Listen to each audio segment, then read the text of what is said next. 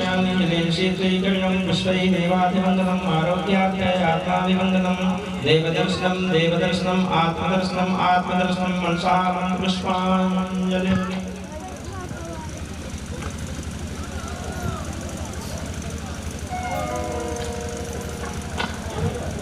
हरि ओम यज्ञेयजन्त देवास्तानि धर्माणि प्रतिमान्यासन्ना ते हनागं महिमानः सृजन्त्रिपूर्वे साध्यासन्ति देवाः ध्येयं सदा परिभवग्नमभीष्टदोहं तीर्थास्पदं शिवगिरिं चिन्तं शरण्यं हृत्याद्यहं प्रणतिपादभवाब्धिपूतं वन्दे महापुरुषे शमशानन्दं नानासुगन्धपुष्पाणि यथा कालोद्भवानि च पुष्पाञ्जलिर्मयादत्तग्रहण परमेश्वर मनसः मन्त्रपुष्पाञ्जलिः समर्पयामि श्रीपुराणपुरुषोत्तमाय नमः।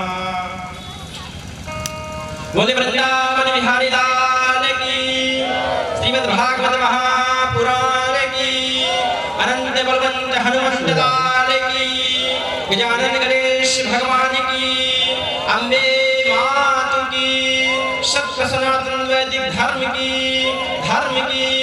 अधर्म का प्राणियों में विश्व का श्री गुरुदेव भगवान की, भगवान श्री दुर्वासा जी महाराज की, सत्य सनातन वैदिक धर्म की, पार्वती पतये हर हर महादेव शंभो। बड़े ही सौभाग्य का विषय पूज्य गुरुदेव भगवान मंच पर मंचासीन हो गए हैं। आप सभी लोगों से विनम्र निवेदन है कि बड़े ध्यान से भगवान की कथा सुने, क्योंकि कहा गया है भव सागर चह पार जुटावा राम कथा ताकह गहनावा। तो बड़ा ही सौभाग्य का विषय है यह, भगवान की दिव्य कथा को सुने और अपने जीवन को धन्य बनाए। नारायण नारायण हरि ओम।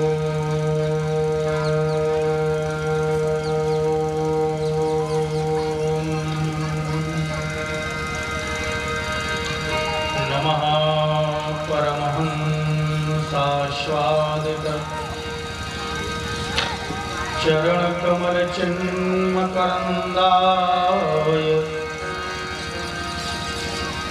भक्तजनमानस निवासाय श्रीरामचन्द्राय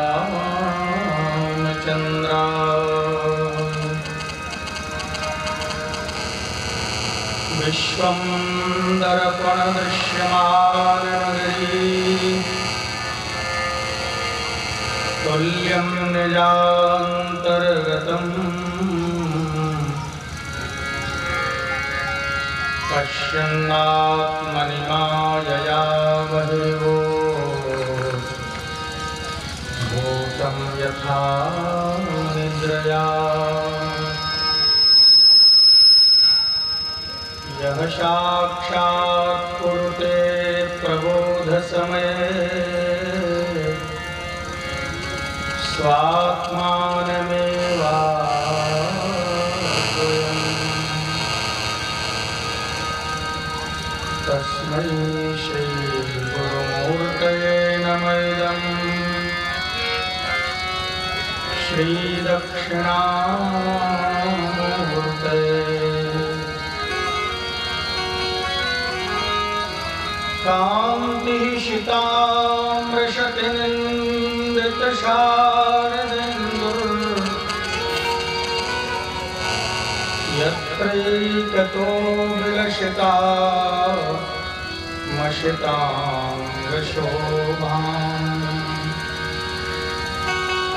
वृन्दावनेऽपि कृतयामुनगाङ्गशङ्गम् श्रीराधा मुकुन्दयुगलं तदं नमामि। मनोजवं मारुततुल्यवेगं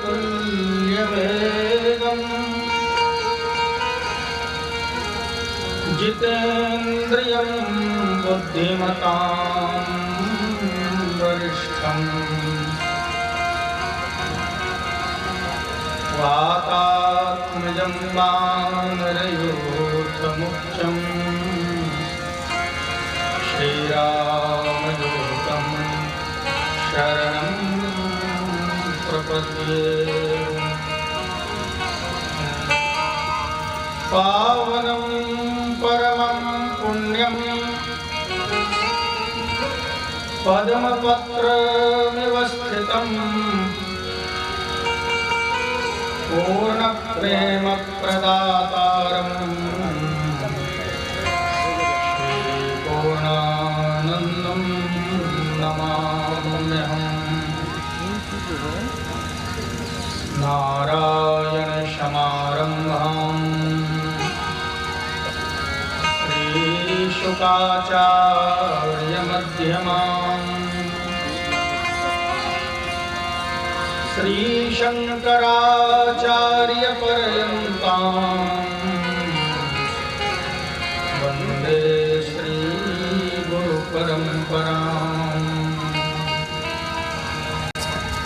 वन्दे श्रीगुरुपरम्पराम्।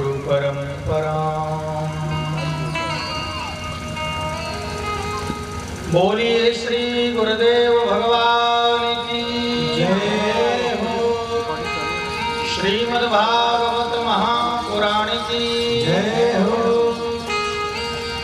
तीर्थराज प्रयागराज महाराज की जय हो। गंगा माता की जय हो। महर्षि दुर्वासा जी महाराज की जय हो।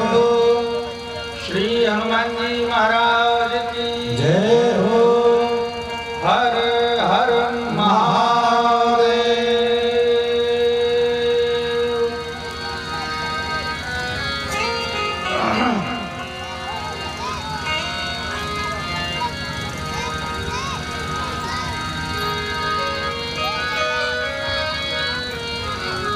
आइए पहले मन और वाणी को पवित्र किया जाए। भगवान का नाम स्मरण करके सभी लोग प्रेम से भगवान नाम संकीर्तन करेंगे। फिर जैसी प्रभुकृपा। हरे राम राम राम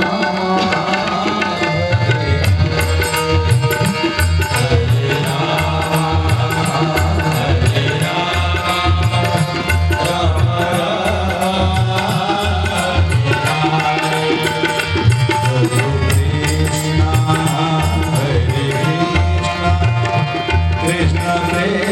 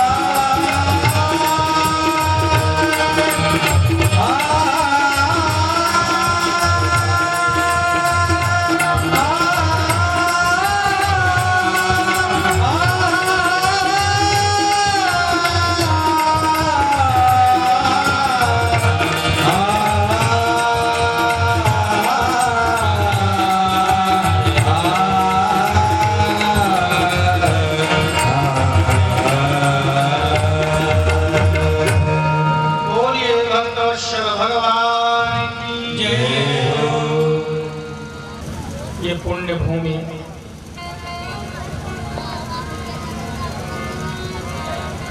महर्षि दुर्वासा की पुण्य भूमि,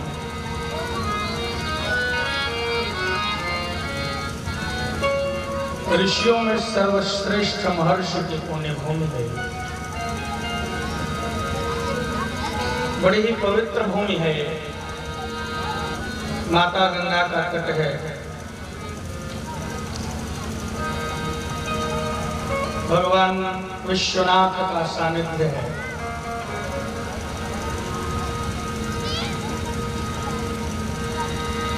प्रतिवर्ष जहाँ यज्ञ हो रहे हैं, कथाएं हो रही हैं, ऐसी पुण्य भूमि है।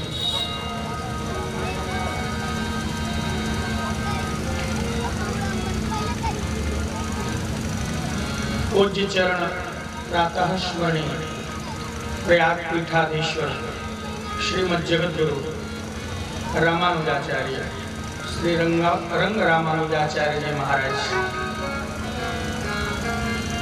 का आशीर्वाद जिस भूमि पर हो, ऐसी पुण्य भूमि है। और इस पुण्य प्रदेश में सप्ताह पर्यंत भगवत चर्चा करने का सुखद अवसर प्राप्त हुआ है।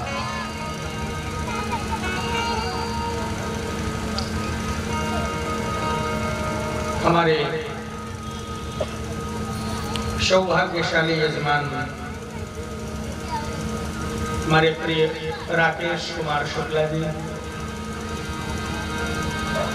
और उनकी अर्धांगिनी श्रीमती वंदना वाजपेयी शुक्ला जी अपने पिता के पुण्य स्मृति स्वरूप आश्रम में जो सेवा की है और आश्रम में जो यह कथा की है, उसके लिए बहुत बहुत साधुवाद और शुभाशीष शुक्ला जी। आप सब श्रोताजन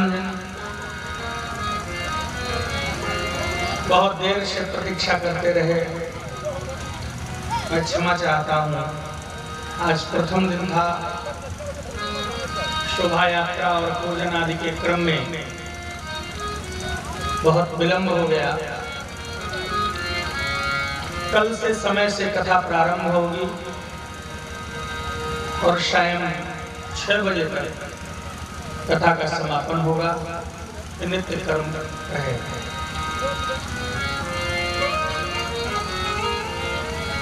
श्रीमद् भागवत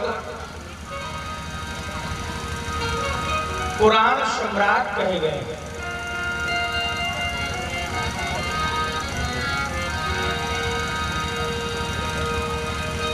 व्यास भगवान ने अपने जीवन की सर्वोत्कृष्ट कृति श्रीमद् भागवत को लिखा है।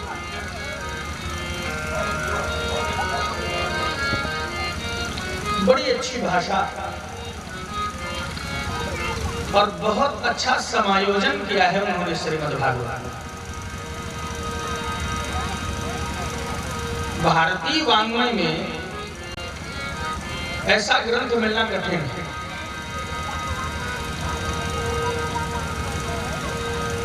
गोस्वामी जी ने श्री रामचरितमानस और श्री व्यास जी ने श्रीमद् भागवत बहुत ही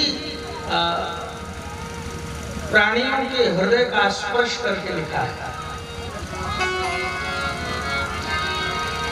इन दोनों ग्रंथों में वैयक्तिक कोई चर्चा नहीं है। इसकी चर्चा सार्वभौम है, सभी के हित की बात कही है। आप देखेंगे जो भागवत में प्रश्न है वो प्रश्न भी सर्वजनीन है, व्यक्तिगत नहीं है।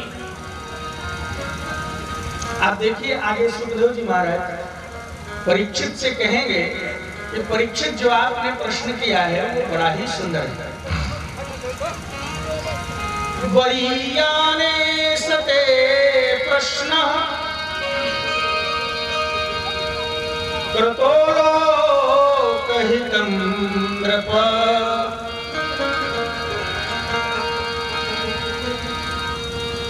हे परीक्षित, आपने जो प्रश्न किया है ये लोकहित में है। लोकहितम नृप, तो जो बातें लोकहित के लिए कही गई हैं निश्चित रूप से वो सम्माननीय है। तो भागवत ग्रंथ जो है, श्रीमद् भागवत महापुराण है, ये सार्वभौमिक है, किसी संप्रदाय विशेष के लिए नहीं है, किसी जाति विशेष के लिए नहीं है, किसी धर्म विशेष के लिए नहीं है। और इतना ही नहीं, श्रीमद् भागवत तो केवल मनुष्य के लिए नहीं है, सभी प्राणियों का हित होता है, सभी प्राणियों का कल्याण। तो भागवत नहीं सुना तो जीवन में क्या सुना।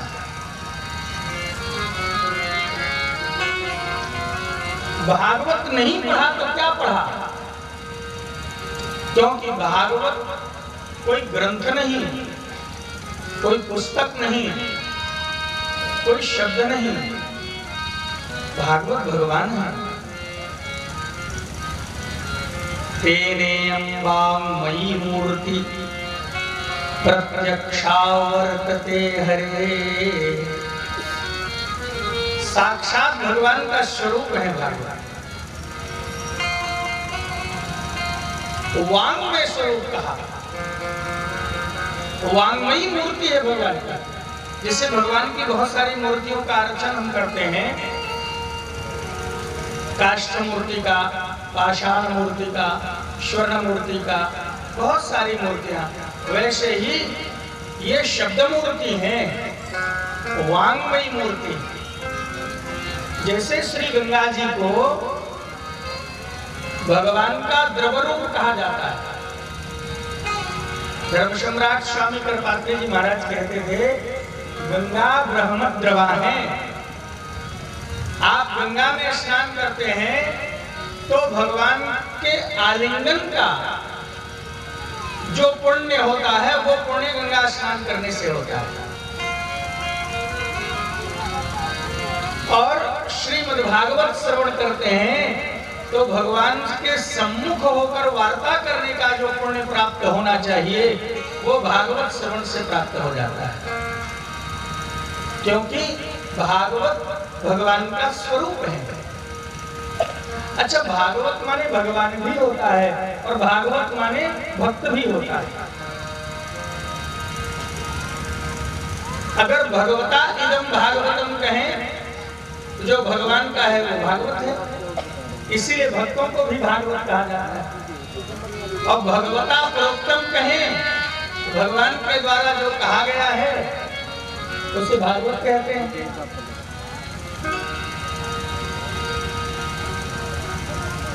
भा माने होता है प्रकाश,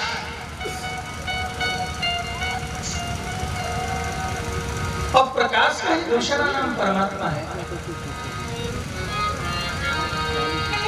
श्रीमद् भागवत प्रकाश स्वरूप है, तेज ही साक्षात सच्चिदानंद स्वरूप है। इसीलिए श्रीमद् भागवत की जो मंगलाचरण किया गया है महात्म्य में, वो सच्चिदानंद से ही शुरू होता है। चूंकि आज समय नहीं है, मैं बड़े संक्षेप में एक श्लोक प्रारंभ करके कथा की गणना कर देता हूं। श्रीमद् भागवत के महात्म्य का जो मंगल है बड़ा ही अद्भुत है। अच्छा, मंगल की एक परंपरा है, मंगलाचरण करना चाहिए। जीवन के प्रत्येक आयाम में मंगलाचरण की परंपरा है। आप प्रातः उठते हैं तब से मंगलाचरण प्रारंभ होता है। आप देखिए, हमारे बड़ों ने, आचार्यों ने हमको क्या समझाया है कि आप जब प्रातः जागरण करिए तो पहले पृथ्वी का स्पर्श करिए, है ना। सबसे पहले तो कहा हाथ देखिए। अच्छा, तो हाथ में देखना क्या है? हाथ देखने का मतलब क्या है? हाथ में देखना क्या है? हाथ में लक्ष्मी को देखना है, हाथ में भगवान को देखना है, हाथ में सरस्वती को देखना है, बुद्धि को देखना है। ये आत्मानुसंधान है एक तरह से। ये परंपरा क्यों बनाई गई कि आप प्रातः काल उठिए तो पहले आत्मानुसंधान करिए, तब सामने काम शुरू करिए। आप अपनी क्षमता को देखिए। आप हाथ में लक्ष्मी देखते हैं, मतलब आप अपने धन की सीमा को देखिए, धन की क्षमता को देखिए, तब आप वर्तन करना शुरू करिए। निरर्थक का धन व्यय जीवन के लिए बहुत दुखद होता है। तो अपनी लक्ष्मी की क्षमता को देख लीजिए पहले, तब आप भोग शुरू करिए। फिर सरस्वती को देख लीजिए, अर्थात अपने बौद्धिक क्षमता पर मंथन कर लीजिए, तब समाज में बोलना शुरू करिए। बहुत लोग ऐसे होते हैं जिन्हें कुछ नहीं आता, पर वो बोलते इतना है कि ऐसा लगता है इनसे बड़ा कोई विद्वान ही नहीं है। फिर वो समाज में तिरस्कार का पात्र होते हैं। जिन विषयों का ज्ञान नहीं है, उन विषयों को हम बोलेंगे, उस पे हमें अपमान मिलेगा।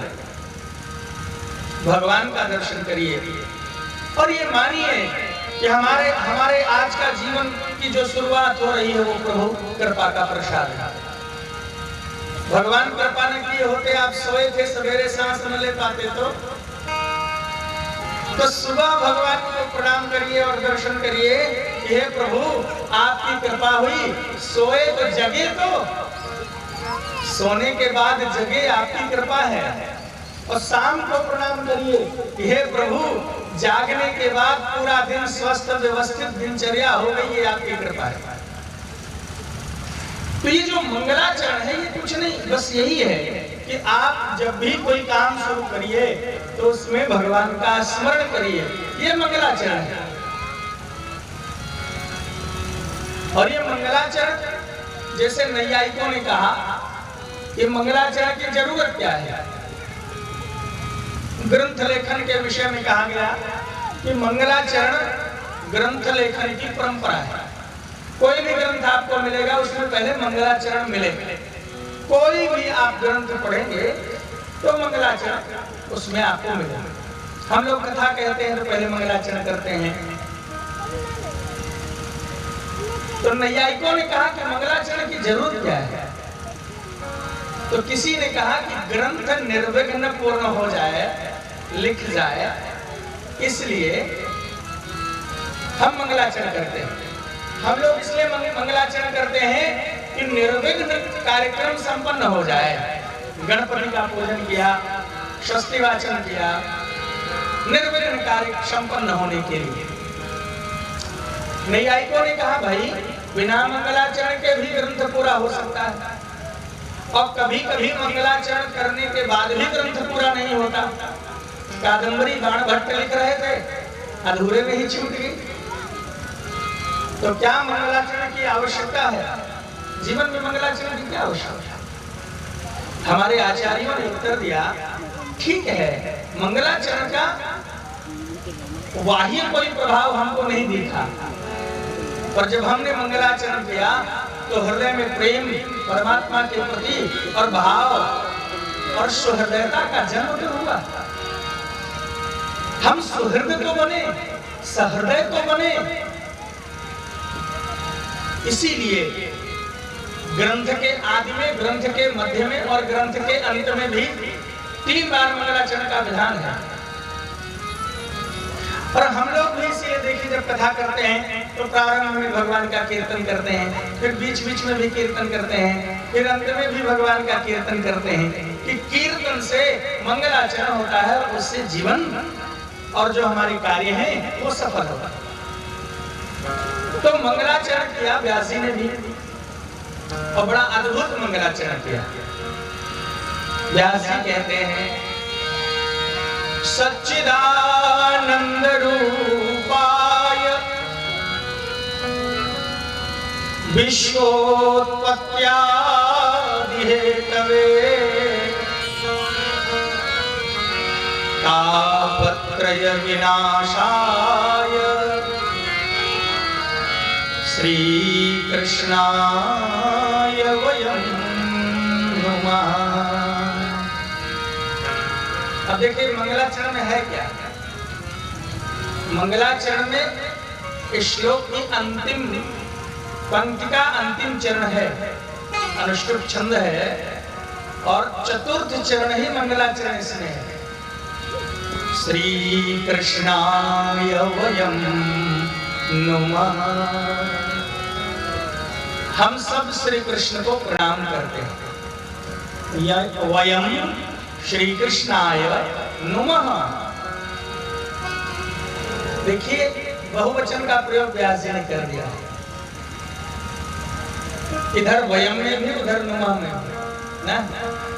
वयम भी बहुवचन है, अहम आवाम वयम, उधर नुमः भी नौमी नुवः नुमः, उधर भी बहुवचन है। शुरुआत ही बहुवचन से व्यास जी कर रहे हैं, एक वचन या दो वचन से शुरुआत नहीं हो रही। व्यास जी के भागवत का प्रारंभ बहुवचन से हो रहा है, माने यह जो ग्रंथ हम लिख रहे हैं ये सार्वजनिक है, सबके लिए। ऐसा नहीं कि भागवत केवल ब्राह्मण पढ़े, क्षत्रिय न पढ़े, अथवा वैष्णव पढ़े अवैष्णव ना पढ़े। यद्यपि लिखा है वैष्णवा नाम धनम, पर अवैष्णव ना पढ़े ऐसा नहीं, वो भी पढ़कर वैष्णवता ले आए जीवन में।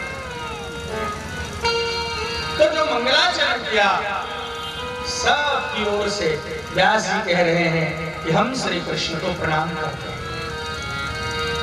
अब देखिए कैसे है श्री कृष्ण, ये बतला रहा।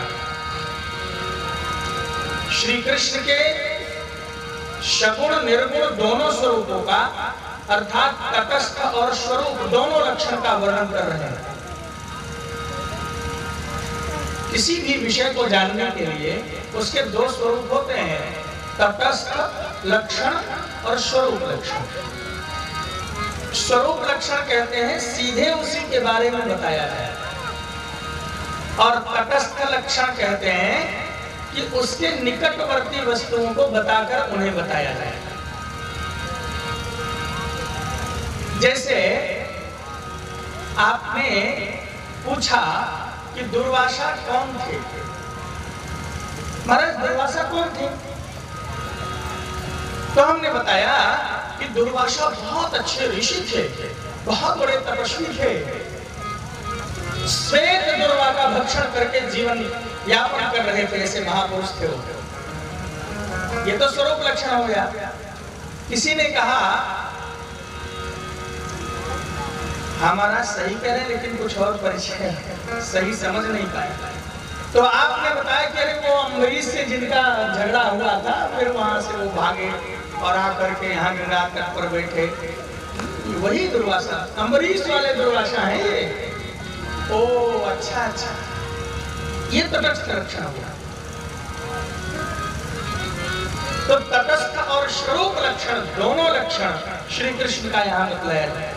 चूंकि श्लोक के चतुर्थ भाग में कृष्णाय वयं नमः कह दिया, तो ये मान के चले कि जो ये स्वरूप है ये श्री कृष्ण का है, और यद्यपि यह जो वर्ण है वो विशुद्ध ब्रह्म का है, तो अब इससे आप अन्वय करिए कि श्री कृष्ण ही शुद्ध ब्रह्म है, श्री कृष्ण ही शुद्ध परमात्मा है। तो वेदांत के, अद्वैत वेदांत के महापुरुष उनको ब्रह्म कहते हैं, विशिष्टाद्वैत के महापुरुष उनको नारायण कहते हैं, श्री रामानंदी संप्रदाय के हमारे महापुरुष उनको राम कहते हैं, श्री निम्बार्क संप्रदाय के महापुरुष चरण उनको श्री कृष्ण कहते हैं वही। सच्चिदानंद रूपाय,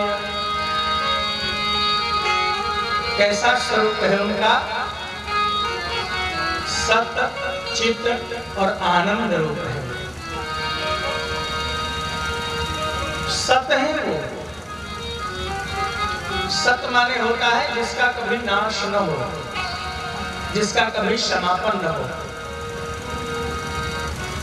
तो आदि अंत जिसका कभी समापन न हो अर्थात अंत।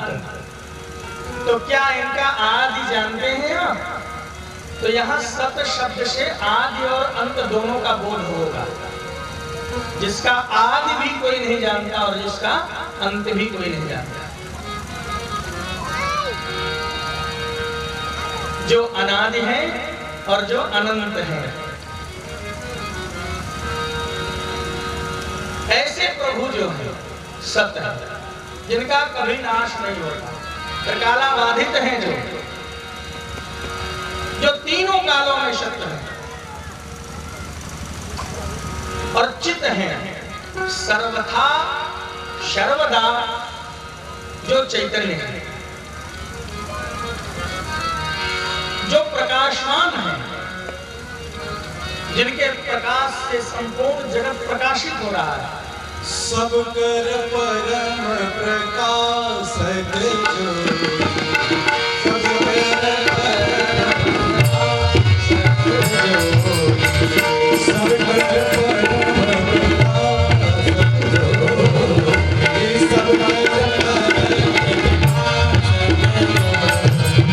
सब कर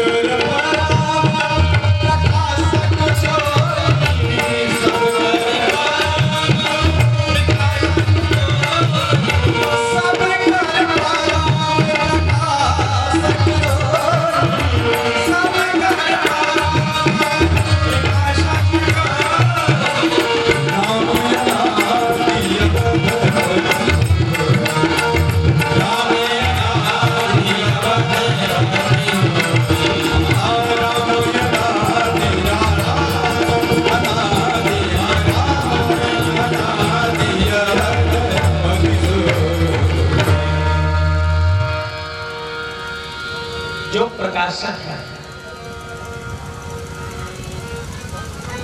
जो दूसरे को प्रकाशित कर रहा है। अच्छा, जो प्रकाशक है वो प्रकाशवान है, ये कहना तो बहुत छोटी बात हो जाए भाई। जो दूसरों को प्रकाशित कर रहा है वो प्रकाशित है, तभी तो दूसरे को प्रकाशित करेगा। जिस व्यक्ति को कोई नहीं जानता, वो व्यक्ति आपसे कहे कि मैं तो चाहूं तो आपको तुरंत प्रसिद्ध कर दूं, तो आपको हंसी नहीं आएगी। जो प्रकाशित है वही दूसरे को प्रकाशित कर सकता है, जो चित है वही दूसरे को चेतनता दे सकता है। ये संसार चेतनवान है, संसार में चेतना दिख रही है,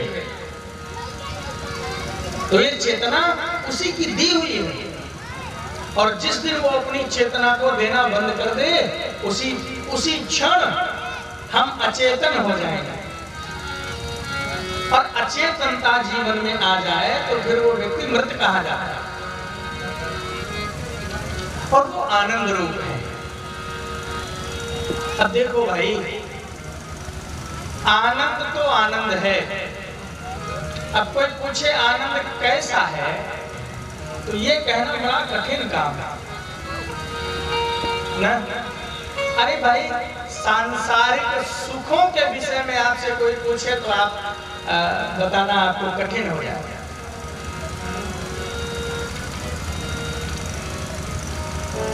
आप क्या कहोगे? आपको मान लो कोई मिठाई खिलाया और पूछा कैसी है, तो आप क्या कहेंगे? मीठी। इसके अलावा क्या कहेंगे? मिठाई स्वयं में मिष्ठान है, उसकी उपमा आप किससे देंगे? उसकी तुलना किससे करेंगे आप? सांसारिक व्यवहार के सुखों को आप व्यक्त नहीं कर पाते। आपका कोई अभिन्न हो, परम प्रिय हो, बहुत दिनों बाद मिला हो, उसको पाने के बाद एक अलौकिक सुख की अनुभूति होती है। अब कोई आपसे पूछे कि ये आपसे मिले तो आपको कैसा लगा, तो आप ज्यादा से ज्यादा यही कहेंगे बहुत अच्छा, बहुत बहुत आनंद आ गया। वही हाल आनंद का है। आचार्यों ने तो कहा कि जैसे गूंगे व्यक्ति को कितना भी सुस्वाद पदार्थ खिला दीजिए और उससे पूछिए कैसा स्वाद रहा, तो वो कुछ बोल नहीं सकता, गूंगा है, बता नहीं सकता वो। वो बहुत ज्यादा कर सकता है तो आपको इशारा कर सकता है, संकेत कर सकता है। बहुत अच्छा, ये आनंद वैसा ही है। क्यों भाई? क्योंकि आनंद भगवान के अलावा कुछ और है ही नहीं है। जो आनंद सिंधु सुख राशि, जो आनंद सिंधु सुख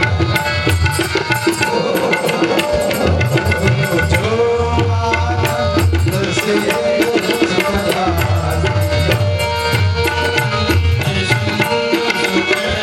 जो आनंद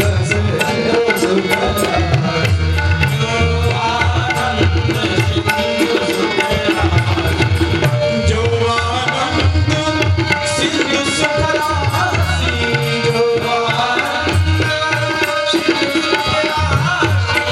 जो आनंद सिंधु सुख राशि,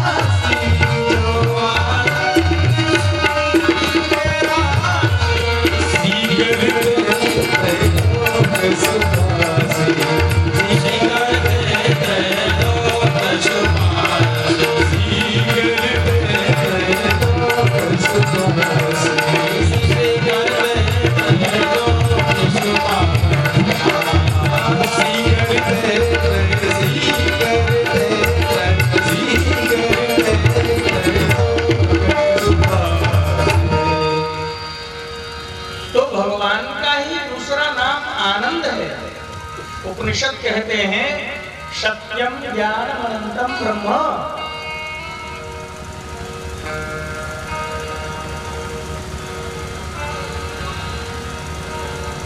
आनंद से ही सृष्टि उत्पन्न हुई, आनंद में ही विलीन होती है और आनंद में ही प्रतिष्ठित रहती है। ये सारा संसार आनंद कुंज है, आनंद का ही रूप। क्यों? क्योंकि सारा संसार भगवान का ही तो रूप है।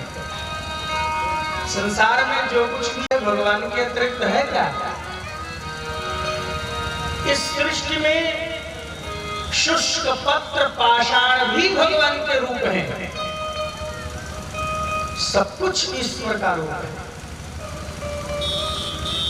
इस संसार में सब कुछ उसी से पैदा होता है। उपनिषद कहते हैं यतो वा इमानि जायन्ते भूतानि, जिससे प्राणी उत्पन्न होते हैं, जिसमें प्रतिष्ठित होते हैं, और यत् प्रत्यय संविशन्ति, जिसमें अंत में समाहित हो जाते हैं। तद् जिज्ञासस्व तद् ब्रह्म, वो स्वयं परमात्मा है, ब्रह्म स्वरूप है। आनंद कुछ और नहीं, भगवान है। आनंद मिल गया तो समझो भगवान मिल गए। तो इसकी पहचान क्या है कि आनंद मिल गया हमको? कुछ लोग तो समोसा खाने के बाद भी कहते हैं कि हमको बड़ा आनंद मिल गया। तो क्या भगवान मिल गए? हाँ, कहते हैं अरे बड़ा आनंद मिला भाई, बहुत बढ़िया समोसा था। तो क्या भगवान मिल गए? बोले नहीं। तापत्रय विनाशाय, आनंद मिलने के बाद तीनों ताप आपके जीवन से समाप्त हो जाएगा। दैहिक, दैविक, भौतिक, तीन ताप जीवन को दुख देते हैं। जब ये ताप आपको जीवन में दुख देना बंद कर दे तो समझो आपको आनंद आ गया। ये परीक्षण है आनंद प्राप्ति का। आनंद मिलते ही त्रैताप समाप्त हो जाता है। न दैहिक ताप रहता, न दैविक ताप रहता, न भौतिक ताप रहता है। आप सोचो, ये पुण्य भूमि महर्षि दुर्वासा जी महाराज की है। दूर्वा पीकर रह रहे थे, कोई दैहिक ताप हुआ उनको? आनंद की प्राप्ति थी ना उनको। हमको आपको ये कहा जाए कि 7 दिन कथा करना है, कम से कम 7 दिन दूर्वा पी के रह लो, तो हमारे बस का तो नहीं है। और बाकी भगवान जाने कोई पी सकता हो, कोई और वक्ता हो, मेरे बस का तो नहीं है। हमारा तो प्राणांत हो जाए जो आप सोचो, ये भूमि हमारे गुरु भाई श्री अमर भैया जी कह रहे थे कि निशाचरों से सेवित भूमि थी। दुर्वासा जी ने माता ऐन्द्री की आराधना करके यहाँ पर उनको बुलाया। अब आप सोचो, निशाचरों के बीच दुर्वासा जी आकर के भजन करना शुरू किए। कोई मानसिक या शारीरिक पीड़ा उनको नहीं हुई। आप सोचते हो कि ये साधु महात्मा अपने लिए इन निशाचरों का वध करवाए थे क्या? इनको क्या जरूरत है? इनकी दृष्टि में तो न कोई निशाचर है, न कोई देवता है, न कोई मनुष्य है, सब इनकी दृष्टि में बराबर है। हमारे महाराष्ट्र के संत एकनाथ जी महाराज, वो तो एक बार जा रहे थे रात को, तो उनको प्रेत मिल गया, भूत, बड़ा विशाल स्वरूप बनाकर। तो उसको देख के नाचने लगे एकनाथ जी महाराज और कहे, भले विराजे लंबुकनाथ। उन्होंने कहा, प्रभु आज आपका ऐसा दर्शन, क्या दिव्य विग्रह है, आप कितने रूपों में भक्तों को दर्शन देते हैं, आपका ये रूप को देखकर आनंद विभोर हो गया। मैं प्रेत घबरा गया कि हम तो इनको डराने आए और ये भगवान मान लिए हमको। तो प्रेत खुद कहने लगा, हे भगवान, यदि आप सचमुच हैं तो हमारे शरीर के रूप में इनको दर्शन दीजिए, हम भागे कहाँ। साधु की दृष्टि तो ऐसी होती है। रोटी बनाकर रखा, कुत्ता लेके भागा, तो पीछे पीछे घी लेके भाग रहे हैं। कह रहे, प्रभु सूखी रोटी कैसे खा पाएंगे, घी ले लीजिए। साधु की तो दृष्टि ही होती है, क्षमत्व होता है उसमें। दुर्वासा जी को, और फिर दुर्वासा जी जैसे गुस्सैल महात्मा को राक्षसों से डर, राक्षस खुद उनसे डर के मारे भाग रहे थे। पता है, उन्होंने आप हम सब के लिए ये किया है। बताओ, माता ऐन्द्री का आवाहन न करते, महापुरुष यहाँ न होते, तो हम लोग यहाँ कथा कर पाते कि यहाँ निशाचरों का डेरा रहता, यहाँ आने में डर लगता। महापुरुषों के जीवन में त्रैताप नहीं होता, अथवा यूं कह ले कि आनंद मिलने के बाद त्रैताप समाप्त होता है, और त्रैताप का समापन ही आनंद मिला, इसका परीक्षण है। लेकिन भाई ये सब होगा कैसे? तो व्यास जी कहते हैं, श्री कृष्णाय वयं नमः। ये तभी संभव है जब श्री कृष्ण की शरण में आप चले जाएं। ब्रज के नंदलाला राधा जी के सांवरिया, सभी दुख दूर हुए जब तेरा नाम लिया। ब्रज के नंदलाला राधा जी के सांवरिया, सभी दुख दूर हुए जब तेरा नाम लिया।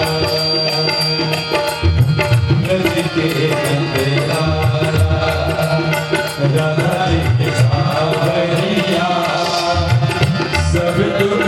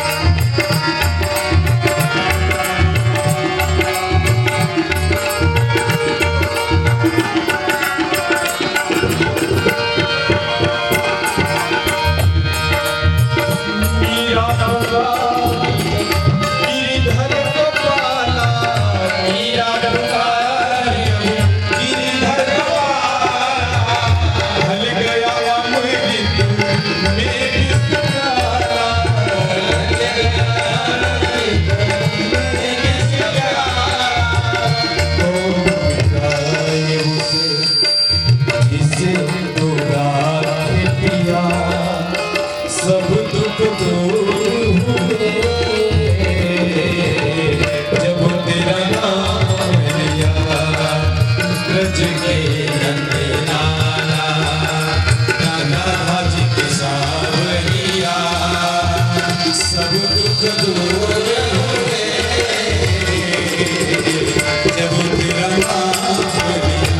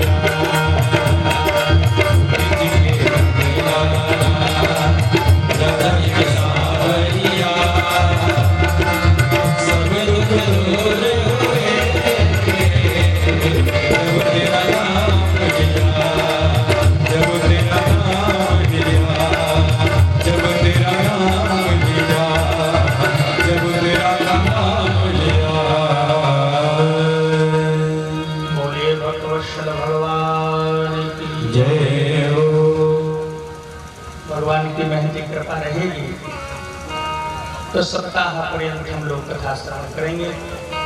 चूंकि समय हो गया है, ग्रामीण वातावरण है, लोगों को अपने गृह कार्य करने हैं। मैं बहुत बहुत साधुवाद देता हूँ अपने परम प्रिय गुरु भाई। देखिए, उम्र में ये छोटे हैं या बड़े मैं नहीं जानता, लेकिन हमारे साधुओं की परंपरा में मान लीजिए कोई 10 साल का लड़का गुरु मंत्र ले लिया और हम उसके बाद गुरु जी से गुरु मंत्र लिए, तो हम छोटे ही कहे जाएंगे, भले ही हम 80 साल के हों। गुरु परंपरा है। तो हमारे अमर भैया, इनसे पहले हमने दीक्षा ली और ये हमसे बाद लिए, तो उम्र के चक्कर में न जाइए, होंगे लंबे समय हम लोग ना भी होंगे तो भी हमसे छोटे हैं। मैं इनको अपना अनुज मानता हूँ और इनके संयोजकत्व में ये बहुत अच्छे विद्वान हैं। मुझे बड़ा गर्व होता है। हम अपने गुरुदेव के जितने भी शिष्य हैं ना, सब बड़े अद्भुत हैं। और भैया जी का जो शोध हुआ है, जो आपकी PhD है, वो जिस विषय पर है वो तो बड़ा चौंकाने वाला विषय मुझे मिला। तो हमने आपसे उज्जैन में हमने कहा, अरे इस पर PhD, आप तंत्र पर PhD हैं और बहुत अच्छे विद्वान हैं और भागवत के बहुत अच्छे वक्ता हैं। आपके संयोजकत्व में ये कार्यक्रम हो रहा है। आपने जब मुझको कहा तो मुझे बहुत अच्छा लगा और सबसे बड़ी खुशी हमको ये हुई, क्योंकि मैं इस स्थान पर प्रायः आता जाता रहता था। यहाँ के जो उत्तराधिकारी थे महाराज जी के, आदरणीय श्री श्रीनिवासाचार्य जी महाराज, प्रायः मैं उनसे कई कथाएं करवाया हूँ, बहुत अच्छे वक्ता थे वो। इस वर्ष उनके शरीर शांत हो जाने से मन बड़ा क्षुभित हुआ, हृदय में बड़ी वेदना हुई। मेरे अभिन्न मित्रों में से थे वो, और साधुता के सारे लक्षण थे उनमें। ये प्रयाग वास्तव में साधुओं की भूमि है। हमारे श्रीनिवासाचार्य जी महाराज, उनको युवराज स्वामी भी कहते थे, बहुत सरल हृदय महात्मा थे। हम कभी बुला लेते, कोई अभिमान नहीं होता था, बड़ी सहजता से चले आते थे। उनका न रहना बहुत बहुत कष्टप्रद है। तो भैया ने जब कहा तो मुझे युवराज स्वामी की स्मृति हुई, और मैंने कहा चलिए, उनका स्थान है, वो मुझे बुलाया करते थे। यहाँ जब भी कोई कार्यक्रम होता था तो मुझे निमंत्रण भी भेजते थे और फोन भी करते थे और कहते थे आप जरूर रहिए। तो वो नहीं रहे। मैंने कहा चलिए अब भैया उस महापुरुष का स्मरण तो सप्ताह भर वहाँ करेंगे, तो इसलिए भी मुझे बहुत पुण्य भूमि लगती है। तो हम तो समझते हैं कि हमारे सम्मुख दुर्वासा जी महाराज बैठे हैं और ये निमित्त श्रोता और प्रधान श्रोता हमारे से बैठे हैं। अब वो कथा कहेंगे भी और सुनेंगे भी, क्योंकि हम लोगों में सामर्थ्य कहाँ है। बहुत अच्छा लगेगा। 7 दिन हम लोगों को हमारे सहयोगी रहेंगे, हमारे अंजनी शरण श्रावणी जी, ये भी बहुत अच्छे राम कथा और भागवत कथा के वक्ता हैं। तो यहाँ तो प्रायः कथा होती रहती है, यज्ञ संपादित होता रहता है।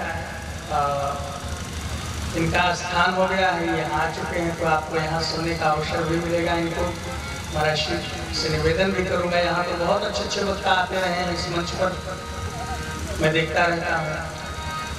तो ये हमारा सहयोग करेंगे। और तबला में हमारे सत्य प्रकाश जी हैं, आपके पड़ोसी हैं, यहीं के हैं, लेकिन हम इनको यहाँ का नहीं मानते हैं, हम तो इनको अपना मानते हैं, क्योंकि ये 10 वर्ष से तो ऊपर ही हो गया होगा कि सत्य प्रकाश जी हमारा साथ दे रहे हैं और हमारे हाथ पैर हैं। ये हुआ से चाहें तो हमको परेशान कर दें और चाहें तो ठीक रख दें। तो राजेश जी हैं, मैं परिचय इसलिए कराया कि बड़े ही भावुक कलाकार हैं, और ये तीनों कलाकार जो बैठे हैं, ये पैसे के लिए कहीं नहीं जाते, ये आनंद के लिए जाते हैं। पैसे के लिए और बहुत सारे काम हैं इनके पास। सत्य प्रकाश बहुत धंधी है, ऐसा नहीं है कि तबला तो ये आनंद के लिए बजाते हैं। अंजनी जी तो खैर कथा करते हैं और ये बहुत दूर दूर तक कथाएं करने जाते हैं। मेरा सौभाग्य है, ये भी हमारे गुरु भाई हैं, इतने गुरु भाई हैं ये भी भगवान की। हम तो इतने हमारे गुरुदेव ने कृपा की है कि कथावाचक गुरु भाई, वादक गुरु भाई, सब गुरु भाई। तो जब मैं कथा कहीं कहता हूँ तो मैं अंजनी जी को स्मरण करता हूँ। अगर इनकी अपनी कथा नहीं हुई तो सेवा देते हैं, और कथा हुई तो कोई बात नहीं। आपके यहाँ बोला भैया कथा हुई थी, तो मैंने इनसे कहा तो इनकी कथा थी बिहार में, इसलिए वो नहीं आ पाए। बहुत आनंद आएगा।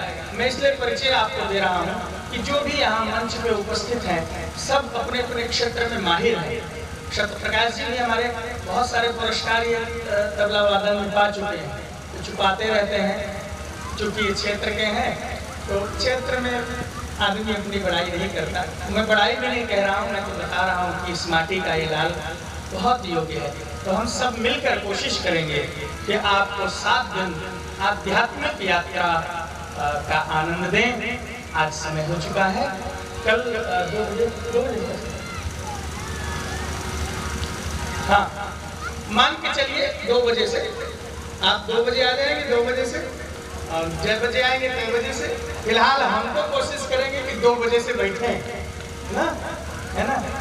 जैसे ही फिर महाराज श्री की कृपा, कोशिश यही रहेगी, खूब आनंद मिलेगा आपको। आज के सत्र में आप सबके प्रति मंगल कामना करते हुए महर्षि दुर्वासा ऋषि के चरणों में अपनी वाणी को समर्पित करता हूँ। श्री हनुमान जी को प्रणाम करता हूँ। बोलिए भक्तवत्सल भगवान की जय। आइए प्रेम से कीर्तन करेंगे और फिर श्री राम जय राम जय जय राम, श्री राम जय राम जय जय राम, श्री राम जय राम जय जय राम, श्री राम जय राम जय राम, श्री राम जय राम जय जय राम, श्री राम जय राम जय राम, श्री राम जय राम जय जय राम, श्री राम जय राम, श्री राम जय राम जय राम, श्री राम जय राम जय राम, श्री राम जय राम जय राम, श्री राम बोलिए भाग्य बिहारी लाल की, सद्गुरुदेव भगवान की। आइए सभी लोग अपने स्थान पे खड़े हो जाएं, प्रेम से भगवान की आरती हो जाए।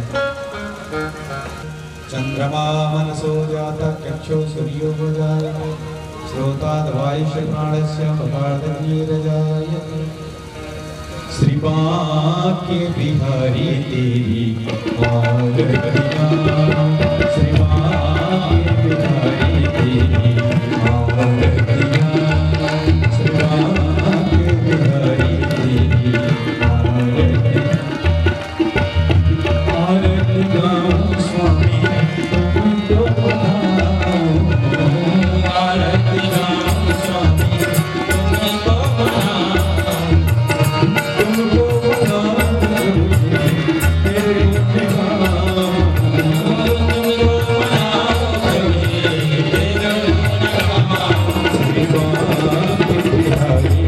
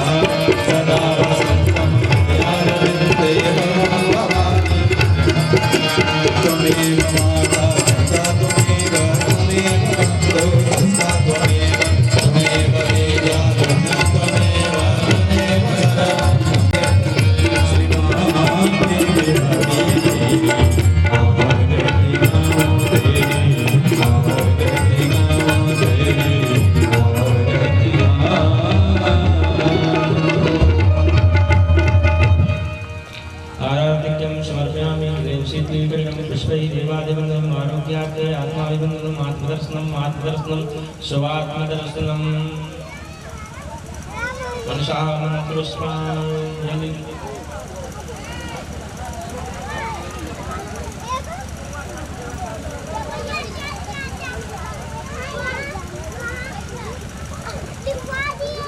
हरि ओम यज्ञेन यज्ञमेजन्तदेवास्तादिधर्माय कृतवान्यासन्नः देहनाकं महिमानः सुरन्द्रपूर्वे चाद्याः सन्ति देवाः हरि ओम एकदन्ताय विद्महे वक्रतुण्डाय धीमहि तन्नो दन्तिः प्रचोदयात् हरि ओम तत्पुरुषाय विद्महे महादेवाय धीमहि तन्नो रुद्रः प्रचोदयात् सेवन्तिकापकुलचम्पकपाटलाभ्यैर्नागजातिकरवीरशालमुष्वै यदवप्रवालतुलसीदलमञ्जरीभिस्त्वां पूजयामि जगदीश्वर मे प्रसीद श्रीपुराणपुरुषोत्तमाय नमः मनसा मन्त्रपुष्पाञ्जलिं समर्पयामि। बोल वृंदावन बिहारी लाल की, श्रीमद्भागवत महापुराण की, अनंत बलवंत हनुमंत लाल की, गजानन गणेश भगवान की, अग्नि मातु की, सत्य सनातन वैदिक धर्म की, महर्षि दुर्वासा जी महाराज की, धर्म की अधर्म का प्राणियों में विश्व का श्री गुरुदेव भगवान की, गंगा मैया की, जमुना मैया की, सरस्वती मैया की, अक्षयवट धाम की, चित्रकूट धाम की, श्री राम जन्मभूमि की, श्री कृष्ण जन्मभूमि की, काशी विश्वनाथ भगवान की, पार्वती पतये हर